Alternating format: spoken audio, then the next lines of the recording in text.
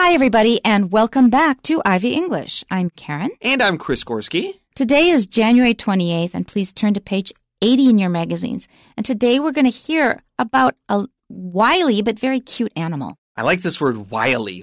W-I-L-Y. Wily is... Tricky. Tricky, naughty.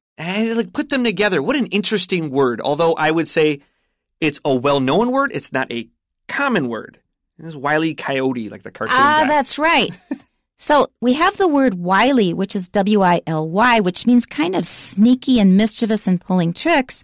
But they did a play on words when they created a character in a cartoon called the Roadrunner. So this Roadrunner is a bird that goes beep, beep, and is always trying to escape.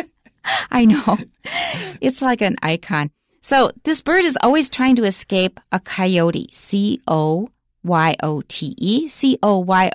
which is an animal, something like a fox, that is always chasing the roadrunner and always wants to catch the roadrunner, but never succeeds. He never catches the roadrunner. The roadrunner is very clever, and he invents all kinds of tricky ways to prevent this coyote from catching him. And the name of the coyote is Wile, W-I-L-E, and he has a middle initial, capital E, period, and then his last name is the name of the animal, Coyote. So it's Wile E. Coyote is his name, but it sounds like Wile E. Coyote, which means a very sneaky, tricky coyote. Okay, so that explains the background. Foxes are known for being wily, means you cannot trust them. So you may want to be kind of affectionate with them, but you should not trust them because they will probably hurt you if you're not careful. All right, the title of our article is A Fabulous Little Fox. And why don't we just jump right into the article? Fennec foxes are the world's smallest foxes and one of the smallest canines, though some toy breeds of dogs might be even smaller. With their distinctive big ears, dark eyes, and button noses, they are also really cute. Their cuteness makes it easy to forget that Fennec foxes are also efficient predators that are extremely well adapted to their desert homes. The most obvious adaptation is the Fennec fox's oversized ears. While these ears do certainly help the foxes hear better, which is especially useful when hunting, they also help to dissipate heat and keep them cool.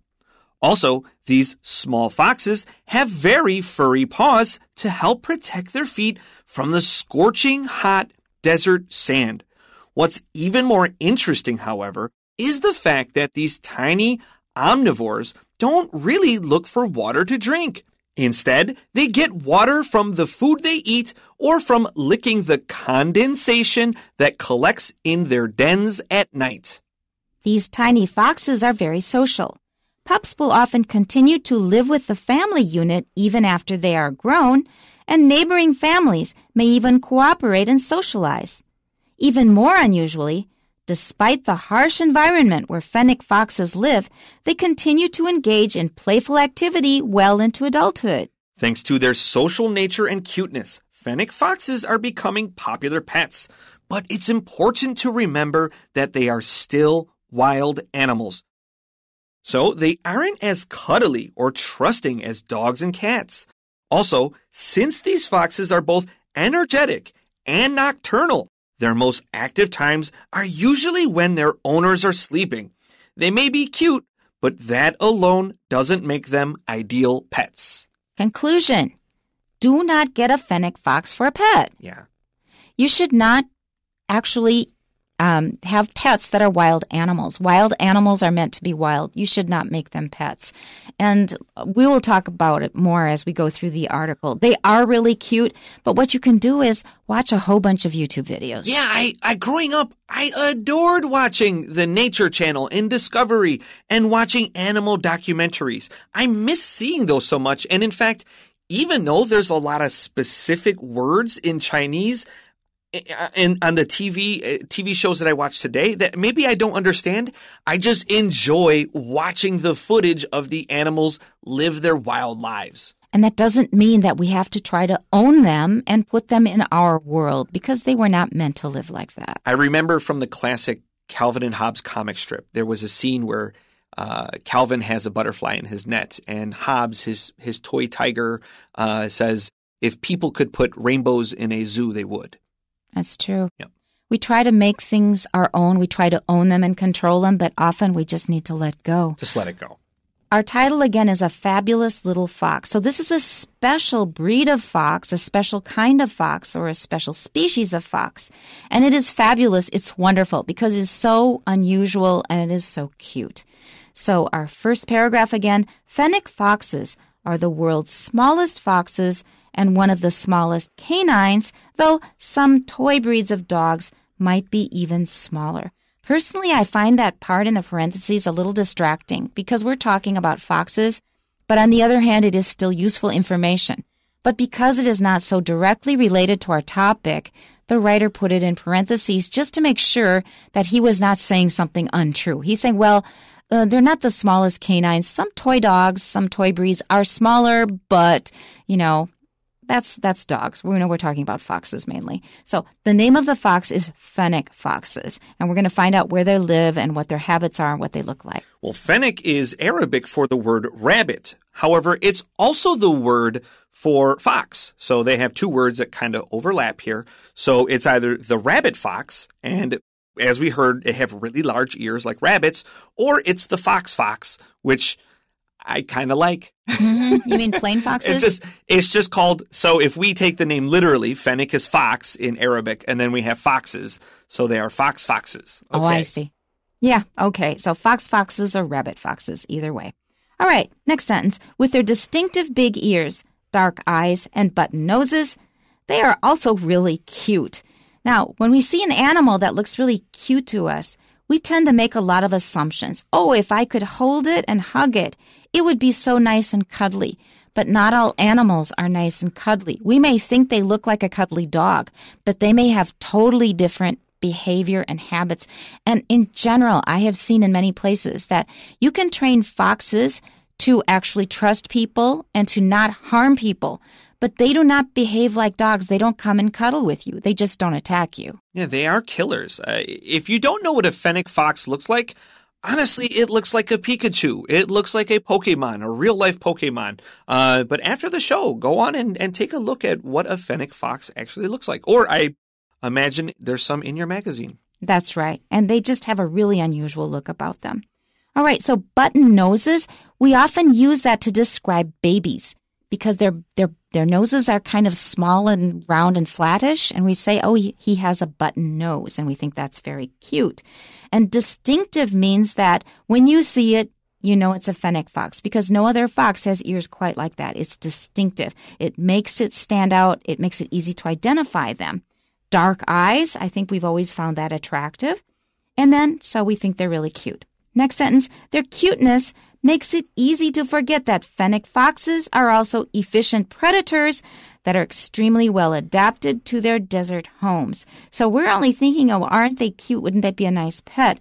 Maybe we're forgetting something else that's really special about them. They're an efficient predators.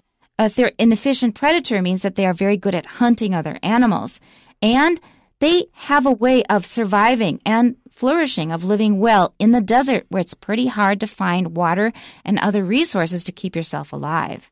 Traditionally, in the Sahara region where they live, they were used as rodent and locust control. Locusts are like the little grasshoppers that eat your vegetables. Grasshoppers. Yeah. And they were used to just make sure they were in your field, keep them around because they'll stop all the other animals from eating your food. However, today, as people often tend to do, they look at anything eating their crops as bad.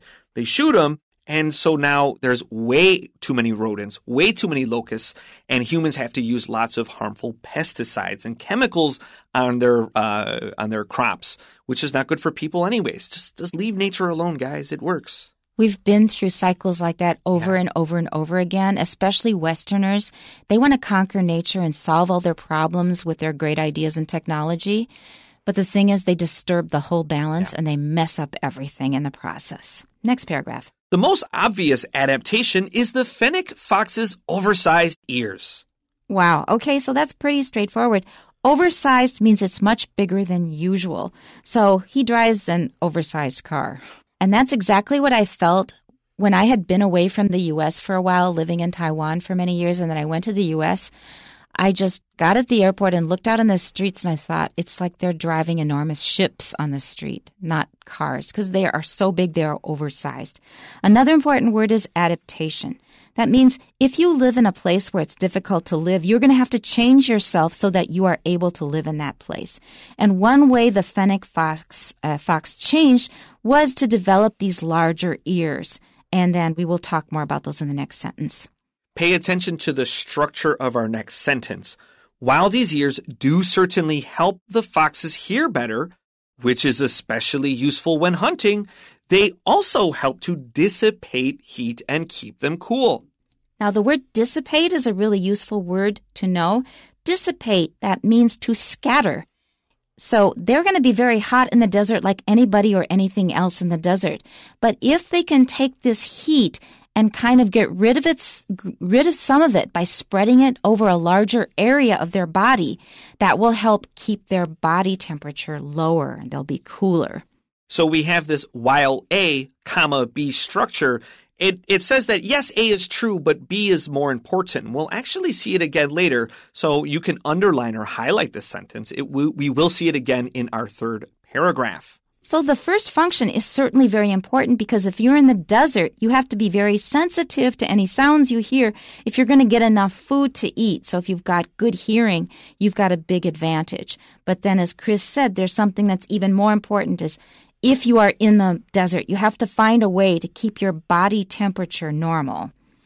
Also, these foxes have very furry paws to help protect their feet from the scorching hot desert sand. I found that a very graphic description. That means it was very vivid. So I imagined a fox with a lot of extra hair on its paws because you know that like if you step onto hot sand at the beach with bare feet, it will just burn you like crazy. And you can imagine the fox having a similar situation. But if you have some furry slippers on, they will probably keep your feet safe from being burned. And that's what happens with these furry paws on Fennec foxes. They also have pretty thick fur because they're nocturnal animals, meaning they come out at night, they're active at night, and it's cold in the desert. So at one time, they need to have big ears to dissipate heat, thick fur on their paws to protect from the scorching sand, and thick body fur to protect them from the cold. That's 3 different adaptations. Right. I think people forget about how cold it gets at night because you don't have trees that are helping you regulate the temperature. What's even more interesting, however, is the fact that these tiny omnivores don't really look for water to drink. Omna means everything, and vor means to, like voracious, it means to eat, and to eat very quickly and very greedily. So if you are someone who eats absolutely anything, like you'll eat meat, you'll eat plants, you'll eat fish, you'll eat all kinds of things, you are an omnivore. That means you're not choosy. You'll eat anything that comes along and is edible somehow. You know, this makes me think about the Bushmen of southern Africa. Some of them are in South Africa, Botswana, and Namibia. A lot of them have been pushed really far south, and a lot of them live in the desert where there are very few resources, and it's also very hard to find water. So a lot of times they know how to find roots. It's a plant that has a very big root that collects water. It stores a lot of water in the root because the plant wants to survive. So the plant may not be that tasty, but if they scrape it, they can get water from the plant. So apparently the Fennec Fox does something similar. It gets enough water from the food it eats, so it doesn't have to have water in the form of water. Instead, they get water from the food they eat or from licking the condensation that collects in their dens at night. That's basically dew, D-E-W. And your teacher might teach you to say dew, which doesn't sound good to a Cantonese speaker, actually. I won't go into that. But the word D-E-W, in American English, we just say do. Yeah, to me, it sounds exactly like D-O, do. Do your homework. That's right. And D-U-E, the book is due at the library. They're all pronounced the same. In British English, they also don't usually say dew. They say Jew. They give it a j sound at the beginning. So in American, it's usually do, although dew is fine. Angela says dew. I've heard her say it. Or in British, you can say dew, but actually dew like that, we usually don't say it that way. And if you're a Cantonese speaker, my apologies. Now, condensation is the water that will form on surfaces overnight when the temperature is cooler. And a den it's like the house where canines, those are dog-like animals, where canines live. I suppose other animals live in dens like lions. Lions. Yeah, there we go. And another adaptation of the fennec fox, like many desert animals, is they have very strong kidneys. So they will be able to separate the water from the food that they eat, often because fennec foxes eat rodents. That means they get blood, and blood has high salt and iron. And their strong kidneys will actually be able to pull the water out of that without retaining too much salt, which would be harmful for them in the desert heat. I didn't know that. Yeah. How interesting. Did you learn that from one of those nature specials? Yes. I've known. I double-checked that they had strong kidneys, but in fact, I did go in knowing that many desert animals just have really special kidneys to help keep as much water as possible, so they honestly don't pee very much. How interesting. That happens to me when it's really hot out and I sweat a lot. Yeah. You don't have to pee so much. All right, next paragraph. These tiny foxes are very social. Now, we were just talking about how wily foxes are and they're not that affectionate, but these foxes apparently enjoy being together. Pups will often continue to live with the family unit even after they are grown, and neighboring families may even cooperate and socialize. And I found that really interesting to think about because a lot of animals, they hunt on their own. They don't necessarily hang out with other animals of their own species, but these do, apparently. Yeah, it's not unusual for canines like dogs or wolves to hunt in packs, P-A-C-K-S, to hunt in groups. However, foxes, and earlier we talked about coyotes, they're not well known for hunting together. And generally that's because there's not enough food in an area to support a whole family. Now, perhaps it's the small size of the fennec fox that allows them to work in groups. They're less than 2 kilograms. They're smaller than a cat. So they're able to eat rats and insects, roots. They'll eat anything, and they're so small that they don't need a lot of meat to sustain their body. So perhaps this is one reason why they're able to remain in groups, even as adults, in a place where living together in groups is not a common thing. Because you're going to be fighting over resources. Right. Okay, next sentence. Even more unusually, despite the harsh environment where fennec foxes live, they continue to engage in playful activity well into adulthood. Now, I don't know about you, but a video played in my head of these foxes just kind of rolling all over each other. It's just adorable. I think I understand why people find them so cute. I've seen videos, and foxes make some very adorable squeaks. But you taught me something I didn't know about foxes. So if you keep them in a house and they have an accident. Yeah. Oh, yeah. If they pee on your carpet, you're never going to get it out. Just throw your house out. Yeah, your carpet at least. You cannot get it out. There's just no way to get it out. Because it was a video about a guy who had a fox as a pet, and he said it. So Really? He would know. I imagine like territory marking maybe, so it would have to be very strong scented. Maybe. Huh. But I wouldn't want to try it myself. Last paragraph. Well, before we go there, I just want to back up and remind everyone of this while A, B grammar. So A is true, but B is even more true. So despite the harsh environment. Yeah, this fennec foxes live in a harsh environment, but they're still able to continue to do this thing. Yeah, it's harsh, but they're still playful. They're still in groups. It's drawing emphasis to the second part of your sentence here. Exactly. Okay, our last paragraph. Thanks to their social nature and cuteness, fennec foxes are becoming popular pets. Now, Chris and I have both been kind of advising against getting this idea into your head. Just watch the videos. It's plenty. Yeah, there are a lot of issues when people get exotic pets. They tend not to keep them. And now this animal goes without a family, or it's going to die in the wild because it doesn't know how to hunt. Yeah, so that's right. Don't go down that route. Just enjoy your YouTube videos. I just watched a discussion recently, or read a discussion recently over Facebook. They said somebody was saying, well, we have a bunch of skunks coming by and stealing the food we put out for the feral cats.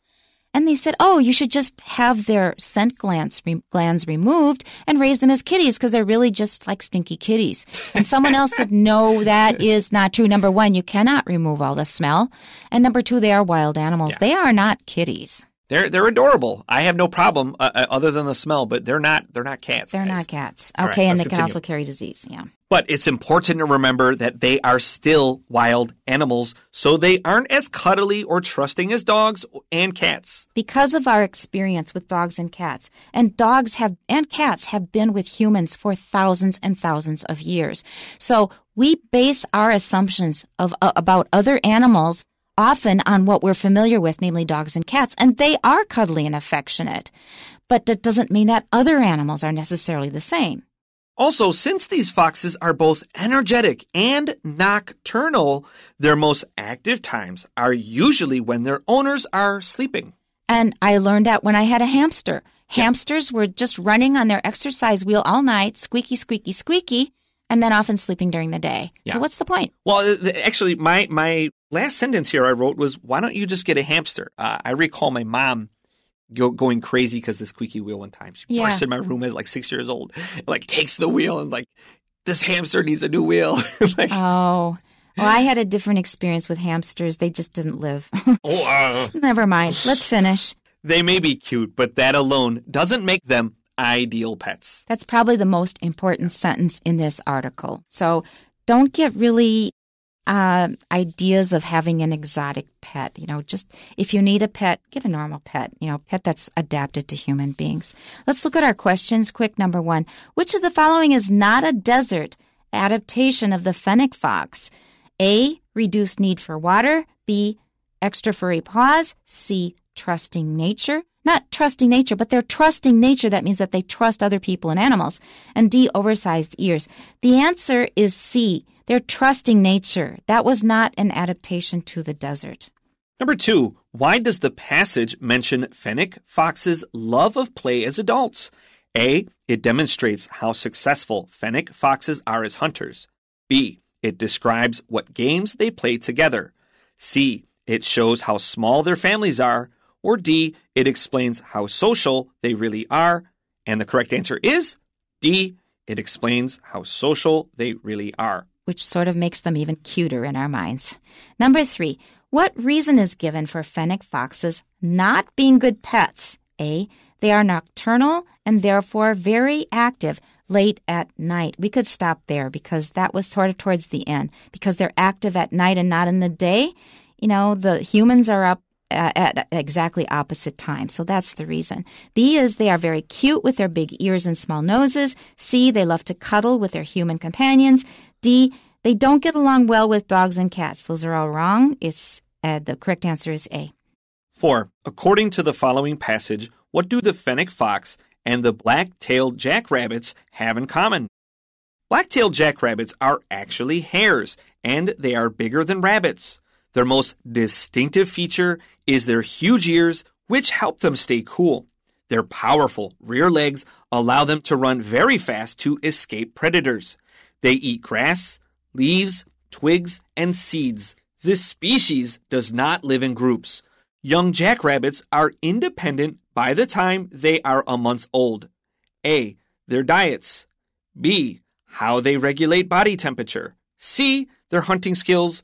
D, how the young interact with their parents. And the answer is B, how they regulate their body temperature. Now, regulate is just a fancy way to mean control. Jackrabbits have big ears. Fennec foxes have big ears, and that's what they have in common. Now, just before we go, if you have been listening for several months, you may recall that we talked about the Little Prince some time ago. And, of course, the plane crashes in the Sahara Desert, and the pilot, who is our narrator, comes across the Little Prince, who befriends a fox that lives in a desert. And although it's never made clear, to me, the evidence kind of points to that this is a Fennec fox. He lives in the Sahara. It lives in very harsh temperatures. And it assists the Little Prince in accomplishing his goal in finding a sheep in a box that he could protect as Rose. And although it is never made clear in the story, I like to think that this was a Fennec fox. And that's, I believe that's what we have time for today. And, you convinced me with your Pink Panther, theory. Back when we were talking about Jules Verne, And now you've convinced me with this. I think you're right. That sounds really convincing. All right, we're going to add that in the story officially, okay? Okay.